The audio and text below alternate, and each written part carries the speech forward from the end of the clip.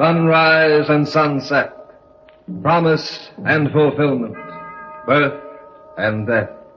The whole drama of life is written in the sands of time.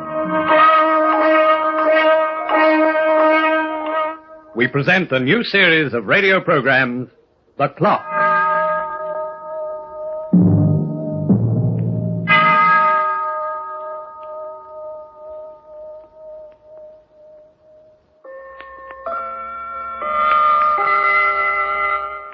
Time and distance are closely related, and one is often measured by the other. For instance, the distance to the stars is not measured in miles, but in so many light years. The mileage between, let us say, New York and Cairo is not measured in miles alone in this modern age, but also in flying hours. A commuter on his way to the station looks not only at his car speedometer in an anxious way, but also at his wristwatch. The course of a man's life itself is calculated in minutes and hours, and whether that distance is great or small depends on the timekeeper, his conscience.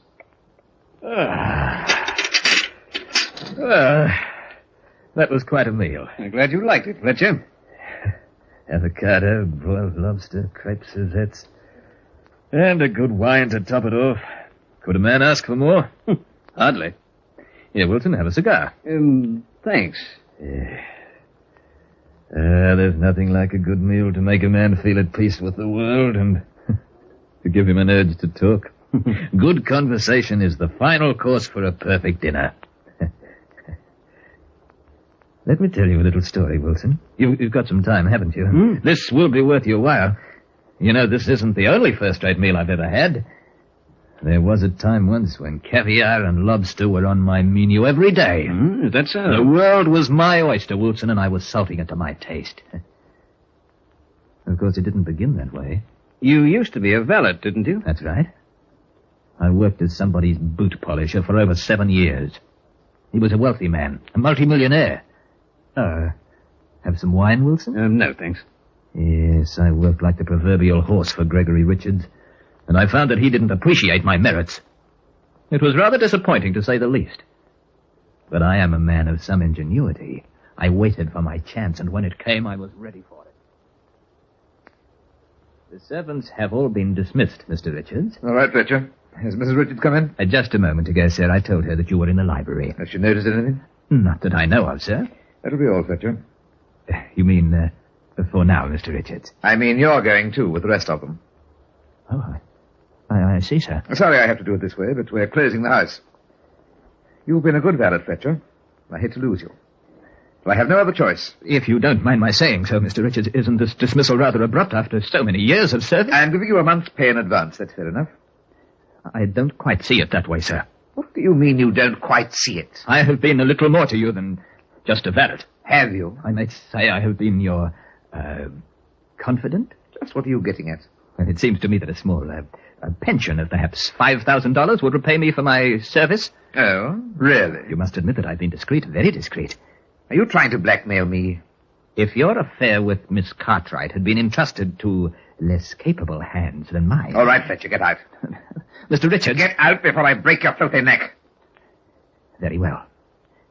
But, Mr. Richards, you may have reason one day to regret this. Goodbye, sir.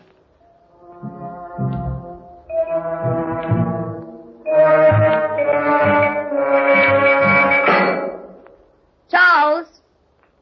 Lucy! Fletcher! Where is everybody? Gregory! Gregory! What is it, dear? What's going on in this house? Where are the servants? They're gone, Harriet. Gone? What do you mean, gone? Where's Fletcher? He's gone, too. I dismissed them all. Gregory, have you gone crazy? On the contrary, I've made up my mind to a very difficult decision. Have you? I'm sick of this house, Harriet, and everything it stands for. I've made arrangements with a broker to sell it. Without consulting me? I have no reason to consult you about anything any longer. The plain fact is that I'm leaving you, Harriet. For good. Well, so you've come up with it at last. I'm glad you knew it was coming. I'm glad you realize we can't go on this way. It makes it easier. What do you think I am, an old pair of shoes? Do you really believe you can dismiss me like the servants and get away with it? I'll provide you with money. Money? And what about my pride? You think I want to face my friends after you've thrown me over for that woman? Then you know. Yes, I know. I've known for a long time. You think you'll get a divorce from me? Well, it'll be over my dead body. Harriet. Anne Cartwright, the darling of polite society. Anne Cartwright, the tramp. Harriet, I'll ruin her. That's what I'll do. I'll splash this thing over every tabloid in the country. And I'll ruin you, too. I'll show you up to your fancy friends for what you are. You wait and see. Why? Why would you? You never loved me. I gave you everything money could buy. Why don't you give me my freedom now when it means nothing to you? Because I hate you, that's why. And I hate her. Oh, I know what her family's like. They won't allow you to get within 10 feet of her as long as you're married. You think you can make a fool of me, Gregory? Well, you'd better think twice. So this is how you want it to be. Just wait until I really get started. I'll show you how I want it to be. She won't be able to show her face again. You wouldn't dare. She'll want to run away. And find a hole to hide in. Harriet! The trap. The duck. No, you won't get away with that, Harriet. Let me go. You went too far. I told you. Harriet. Harriet, get up. Harriet! She's dead. I've got to do something. But where? How? I've got it. Yes, the cellar. The cellar. Underneath the cement.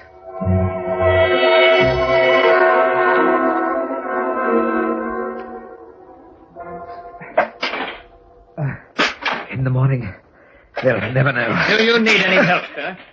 Fletcher. You've done a pretty good job, a very good job, Mr. Richards. May I suggest that a layer of cement over that tomorrow will hide it forever? I thought you'd gone. Oh, no, Mr. Richards, I'm still here. As you see. Fletcher. Don't lay a hand on me, Mr. Richards, not unless you want to face this kitchen knife. All right, Fletcher, you win. Call the police. The police? Go on, turn me in. Oh, Mr. Richards, as I told you once before, you underestimate my value. Why call the police? What do you mean? The police would do neither of us any good. How much do you want? Oh, now, really, Mr. Richards. 10,000? 20? A bargain's a bargain. Name your price. You may find it rather high. But then, your life is worth something too, Mr. Richards. What is it? For heaven's sake, don't stand there grinning like an idiot. What do you want to keep quiet? Everything, Mr. Richards. Everything.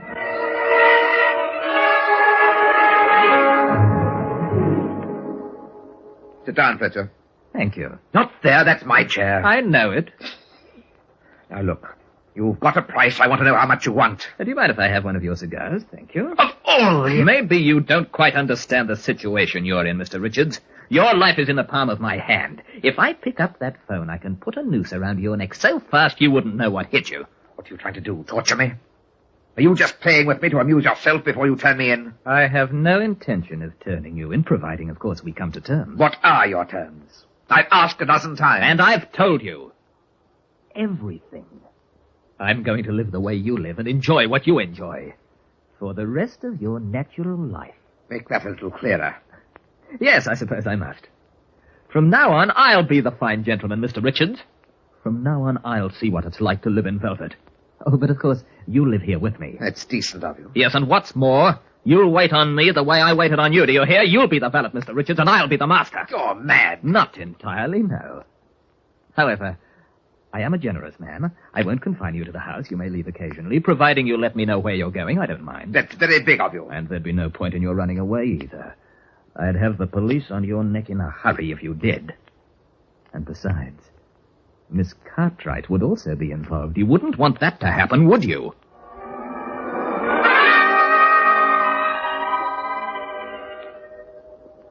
Gregory, dear, did I keep you waiting? Sit down, Anne, please. Have you ordered? No, I can't stay for lunch. I have another appointment. But it's been so long since we've seen each other. What is it, Gregory? Why are you worried? Did you tell you why? Yes, I told her. And she refused to give you a divorce. Well, we were expecting that. She didn't refuse, Anne. No. As a matter of fact, she's in Reno right now. Oh, Gregory, then she understood. Perfectly.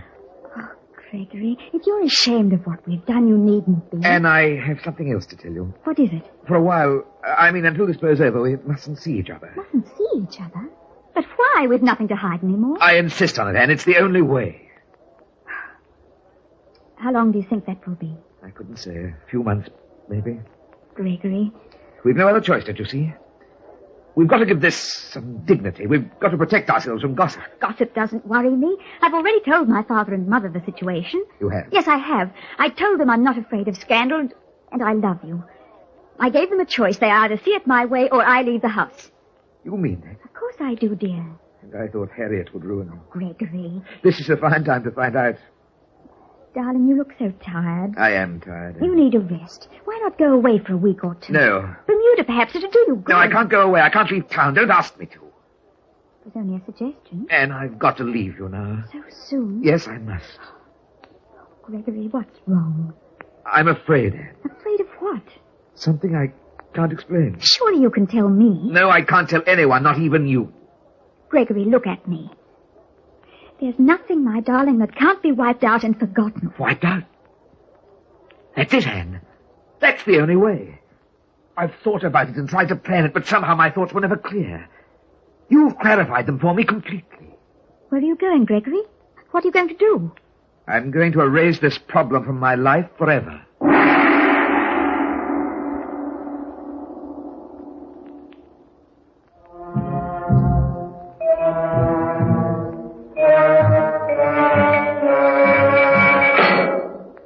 Once the cake is cut, the saying goes, it is simple to enjoy another piece. Once the timekeeper loses track of the seconds in your mind, the clock runs wild. For what does it profit a man to gain the whole world and lose his soul? And what does it profit the killer to take a human life and lose his own in return?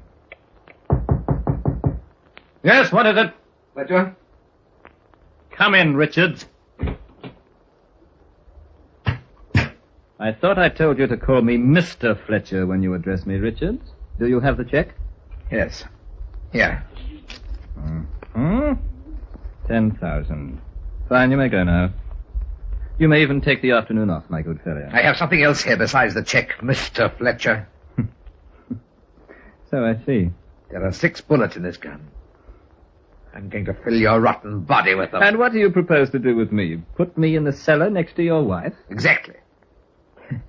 I don't know why I never did this before. It's so easy, it makes me laugh. Richards, you're a fool. Am I? Put the gun down. If you kill me, you die too. You whipped me long enough, Fletcher. The party's over. You idiot. Don't you think I'm prepared for this? Do you consider me to be so childish I let you get away with so simple a trick? What do you mean you're prepared for it? There's a note in my bank vault to be opened at my death. That note gives complete directions as to where the late Mrs. Richards can be found. And how she got there. No. You didn't. Put the gun on top of my desk, Richards, before you make me lose my temper. And that would be inconvenient for both of us. That's better. You've worked it out completely, haven't you? To the last detail. Clever, wasn't it? Incidentally, you met Anne Cartwright for luncheon this afternoon. You followed me? She's very pretty. Oh, yes, extremely attractive and young. A man could learn to appreciate a woman like that. I wonder how attractive I'd be to her. I'd like you to invite her here, Richards, for dinner. I want to know more about her. I have a feeling that we could become very good friends. Just what are you driving at? I told you I wanted everything, and everything includes Miss Cartwright. Extend the invitation, Richards, for tomorrow night. Why, you... Richards! Mind your manners. Tell Miss Cartwright she'll be having dinner with me at 8 tomorrow evening, and Richards, that dinner will be for 2.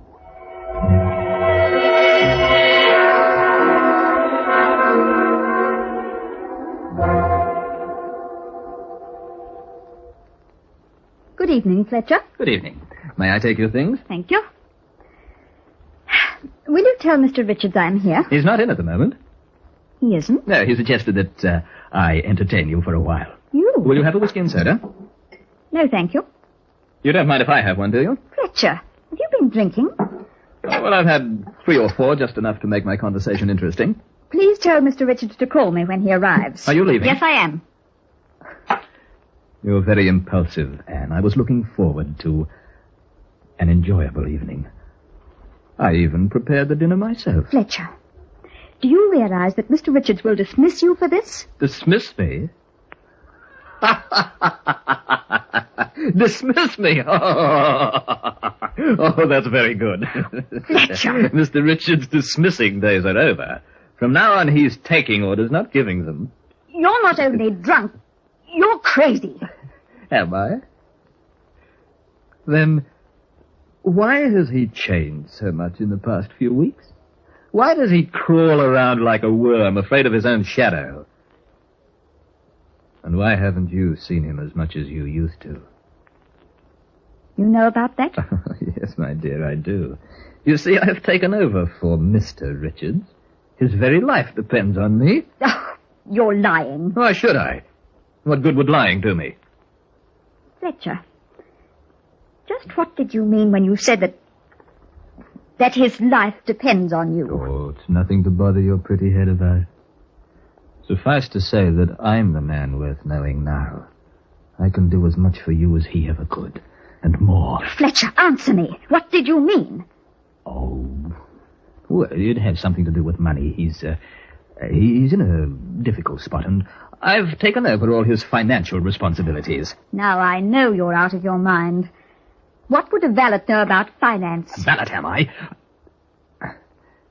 I'm a great deal better than that, Anne, I assure you. I demand to know where Mr. Richards is. He's gone. Gone? Yes, he's run away. He's not coming back. Oh, you expect me to believe that? No, I don't. And that's why he left this note. What note? Here. Now, let me read it to you. Dearest Anne, I'm going away for good. You won't see me again, so forget about me. Fletcher, my trusted friend, has taken over my estate.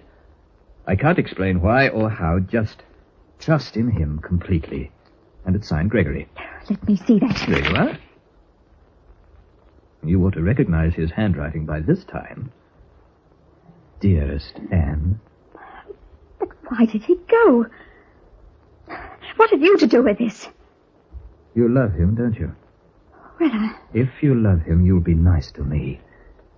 The truth of the matter is that your Gregory is an embezzler, and I'm protecting him from the police. oh, that can't be true. But it is. My darling. Oh, take your hands off me. Oh, really? Now, aren't you being a little... Oh, get out of my way. You'll come back. And when you do, you'll make up for that slap. Dearest Anne.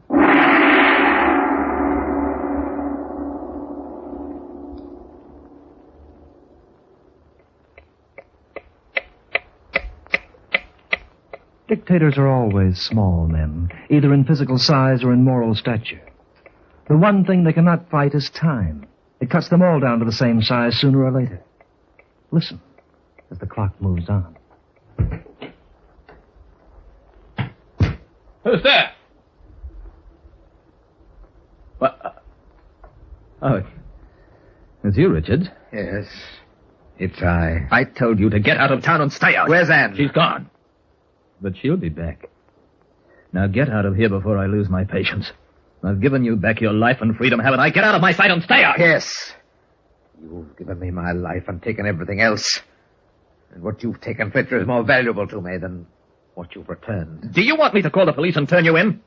You needn't bother. I'll do it myself. What? I don't care what happens to me anymore, Fletcher. My life's finished. But at least I'll have the satisfaction of seeing you punished along with me. Punished? For what? I haven't done anything. You've been an accessory to the crime. You've helped me keep my secret. That's enough to get you 20 years. You're bluffing. You wouldn't dare to turn yourself in. The bluff's over, Fletcher. For both of us. Put it down. This gun of yours still holds 6 bullets, Richards. Drop that phone. You're through, Fletcher.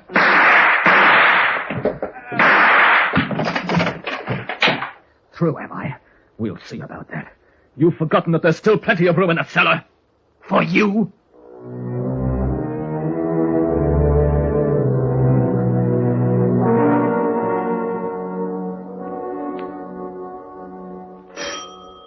Just a moment.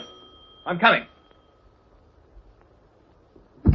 Well, Mr. Richards? Mr. Richards isn't in right now. My name is Fletcher. I'm handling his affairs. Oh, I see. Well, what do you want? Well, I see you haven't moved the furniture out yet. Move the furniture out? What are you talking about? Well, according to the contract, Mr. Richards is due to vacate by the 10th. That's today. Kate? We're not moving. But this house has been sold, mister. Sold? When? To whom? Well, Mr. Richards instructed his broker to sell a few weeks ago. The deal's been completed. Now, wait a minute. There's been some mistake. Mm-hmm. Well, here's the authorization to take over the premises. Oh. Mr. Richards has changed his mind. He doesn't want to sell. The house has already been sold, mister. I told you that. Then we'll buy it back, and we'll give them a profit on the transaction. They'll sell it back to us. Well, maybe. In any case, Mr. Richards is the one to decide that. What? Well, the house was in his name. He's the only one who can change the deal. Well, where is Richards? Maybe if he sent a wire... He can't be reached. No? No. Then we'll have to go ahead, mister. Now, wait a minute. This is ridiculous. Look, mister, I didn't make the deal about the house. It was made with the Sanley Realty Corporation. But don't you work for them? No, and if you don't mind a little tip, you haven't got a chance in the world of buying back this place. Why do you say that? Well, the Realty Corporation's going to erect a $50 million office building, and this site is part of the layout. So don't waste your time by trying to make any deals with them. Well, if you don't work for them, who do you work for? I'm an agent for the Franklin House Wrecking Company. We've got a contract to tear this place down and make room for the office building. You're going to tear it down? So you better get somebody to move your stuff out, mister. My contract calls for us to begin work today. That's right now. I got 40 men outside and we pay them by the hour. We can't wait. Hey, Joe? Yeah? Send the boys in, will you? We'll start, I think we'd better check to see how deep the foundations are first. And we'll start by tearing up the cellar.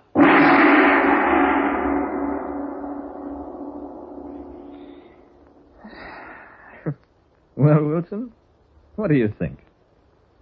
Funny how it turned out for you. Oh, now, wait a minute. Don't get me wrong. It wasn't my fault. No. Oh, it was Richards who made the mistake, the fool. After killing his wife and being taken over by someone as smart as me, he just couldn't think straight. He'd completely forgotten that he'd turned the house over to a broker when he made up his mind to leave his wife. I guess you wouldn't have forgotten about it if you were running the show. I should say I wouldn't. The idiot. If he had only told me... If he'd only mentioned something... Well, that's how it goes. It's the fools who are responsible for all the trouble in this world.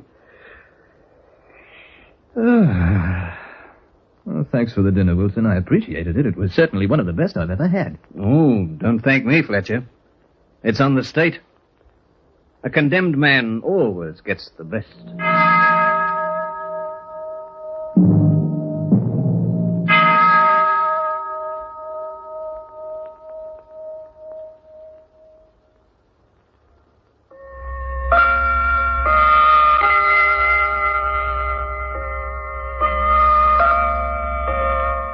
Yes, time and distance are closely related, and one is often measured by the other. Scientists now measure the distance to the moon in rocket hours, and one day the men of the future may enable you to calculate the mileage around the world aboard your airliner in so many minutes. But one thing will always remain constant. The distance between the prison cell and the death house will always be measured by my ticking as I look down from the wall. The Clock will be heard again next week, same time, same station. This program was written by Lawrence Clee and starred Hart McGuire as the Clock. Fletcher was played by Leonard Teal. As Richards, you heard Kevin Brennan. As Anne, Barbara Brunton. Gordon Glenwright was the guard, and as Harriet Richards and the agent, Sheila Sewell and Ken Hannum. The Clock, directed by John Saul, is a Grace Gibson radio production.